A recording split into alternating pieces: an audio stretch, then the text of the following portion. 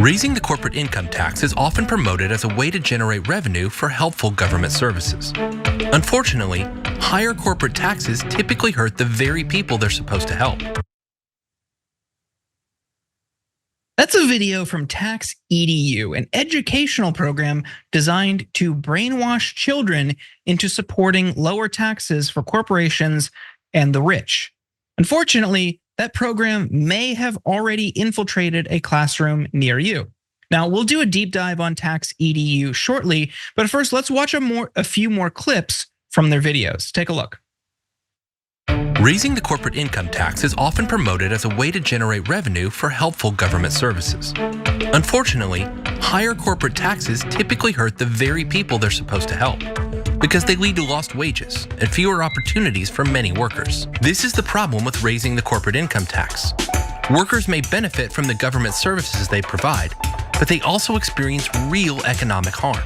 And studies show that higher corporate taxes reduce wages most for young workers, low-skilled, and women. Many economists agree that the corporate income tax is one of the most harmful and least efficient ways to fund our priorities. When a business pays income taxes on their profits, it limits their ability to make investments. Without these investments, there is less innovation and growth and fewer jobs. So you and the economy suffer. Every year we see new headlines about seemingly profitable major corporations paying zero income tax. But as outrageous as the headlines sound, the truth is almost always much more complicated and much less shocking. As individuals, we don't pay taxes on every dollar we earn. Tax laws allow us to reduce our taxable income through the standard deductions and even benefits for investing in our retirement, while tax credits further reduce the taxes we owe. In the same way, Congress gives businesses legitimate deductions toward their taxable income, as well as credits toward the taxes they owe. Hey, don't scroll away. Come back. Because before the video continues, we just want to urge you to lend your support to TYT. You power our honest reporting. You do it at tyt.com/team, and we love you for it. So TaxEDU was designed by the Tax Foundation, an organization that has existed for nearly 100 years. Its purpose is to rig the tax code in favor of corporations and the rich. The group advocates for slashing taxes on investors' capital gains, replacing the corporate income tax with a lower flat tax, and repealing all estate taxes and taxes on companies buying back their own stocks to benefit stockholders. We've set a long-term goal of eliminating at least 5 state inheritance and estate taxes, the foundation said in its strategic plan. Unsurprisingly, the Tax Foundation is propped up by corporations and right-wing interests. According to the lever, the group has received funding from the Fossil Fuel Lobby, the 45 Committee, a right-wing dark money organization, a lobbying group representing major CEOs, the Charles Koch Institute, and sponsors of the Tax Foundation's annual Tax Prom Gala include ExxonMobil, JP Morgan, the American Bankers Association, and the US Chamber of Commerce.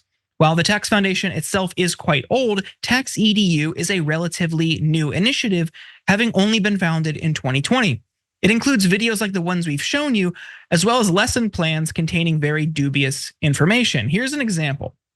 One true or false question asks whether individual income taxes have a negative effect on the economy. The answer? True. Sadly, the Tax Foundation estimated last year TaxEDU materials were used in 1,500 classrooms in the US. Jesus. The Tax Foundation has presented its materials to educators at conferences across the country, from Mississippi to Nevada. This past spring, a New York nonprofit that provides after-school education to impoverished youth used the materials in its classes. A community college in California includes TaxEDU among its resources for students. Now, Francesca, this is ridiculous. It's clearly a right-wing brainwashing ploy. But I'm also wondering, you're sitting in 6th, 7th grade. Do you even care about this? Oh, no, those are terrible animations for a 6th or 7th grader. Like, none of it was brat or whatever. I'm kidding. No, but it's just like, this very much feels like something after you watching the 6th or 7th grader would be like, well, okay, like I'm back to never being able to own a home in my whole life or afford college or think about rising sea levels. But cool, I'm so glad the Koch brothers are telling me that they want me to lower their corporate taxes. This is just so bizarre. And obviously, it reeks of indoctrination. And at a moment where we're being told by the right that the trans agenda and the woke agenda are infecting schools, right? And teachers are being hounded if they talk about Palestine, for example, right? There's all kinds of policing of free speech, but that's fine. No, this is part of your economic education, is total lies about the corporate tax rate, right? And this is like, Jordan, you realize they're just scared that the corporate tax rate will simply return to what it was like 7 years ago, I believe. They're like worried that it's gonna go up to like 25% when it should be like 40 at this point, right? It's like, why not talk about wages and how real wages haven't risen in 50 years or something like this? Like, why not actually talk about the things that help people? But it's just like, it is real sick. It reminds me of, I believe it was Channel 1 or some sort of like required required viewing that a bunch of schools around the country had to do, which was sponsored by like Disney and like Viacom, right? And it was just like propaganda and crap that they had to watch, because I mean, who knows what these schools are receiving to actually show this to their kids, but it's pretty terrible. Yeah, I mean, there's definitely an ideological and standard bent throughout most college or most school curriculums. And you see that especially in how they teach US history and America's role throughout the world, especially as it comes to foreign policy. The US is always presented as the good guy and the hero. You see that especially in World War II history. And there was a funny moment, I was thinking about it recently, about a year or two ago on Rising, when Ryan Grimm was on, he mentioned that the Soviets played a huge part in beating the Nazis, and his Republican co-host like could not wrap her head around the fact that it wasn't the United States. And that was just like an incredible moment. But it's a product of the US education system. Of course, they're going to teach that the US defeated the Nazis despite never being attacked directly by the Nazis. It's just like, it's so ridiculous. And you see it here. Like, this is just another way they can infiltrate the classroom while they claim the left is doing it. But I don't know how well this is going to work, because people are going to see the impact directly in their paycheck when they get older, when they actually have a job, and they'll see their boss and they'll see these companies paying next to nothing. Politicians, progressive politicians will speak to it. It makes sense, it resonates. That's why Bernie became so popular, because he was speaking to a very real issue that people could identify. Kids in schools are not going to care about the estate tax. No one is registered, no one's worried about that. No, and it's so ridiculous also. Like, nobody thinks of a corporation as like, oh man, that poor corporation. Like, this isn't like the mom and Bambi. You know what I'm saying? If you replace the word corporation with the mother in Bambi, then you'll get children to feel sorry for them.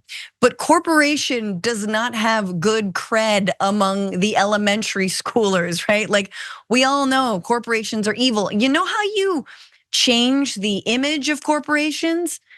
You tax them so that they actually give back to the communities from which they extract all of their profits and their earnings.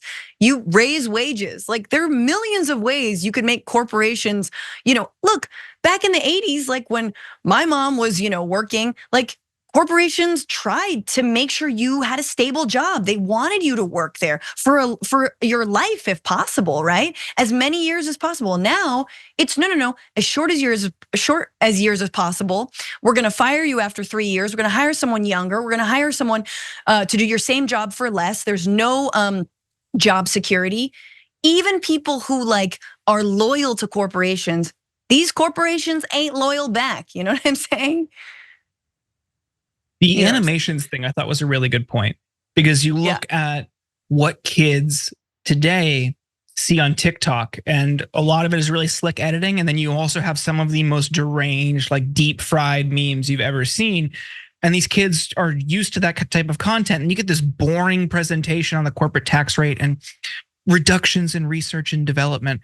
They're not going to care about that. And I think it also speaks to outside of Palestinian rights and the war in Gaza, one of the many reasons members of Congress and corporate-backed politicians want to ban TikTok. One of the many reasons. It's about controlling the narrative. Thanks for watching the video, guys. We also love it if you hit the join button below, because that makes you a member, and members allow us to be independent, honest. We can be as progressive as we want, no corporate media influence, and that's all because of you guys. We love doing the show with our members. Hit the join button, become one of the Young Turks.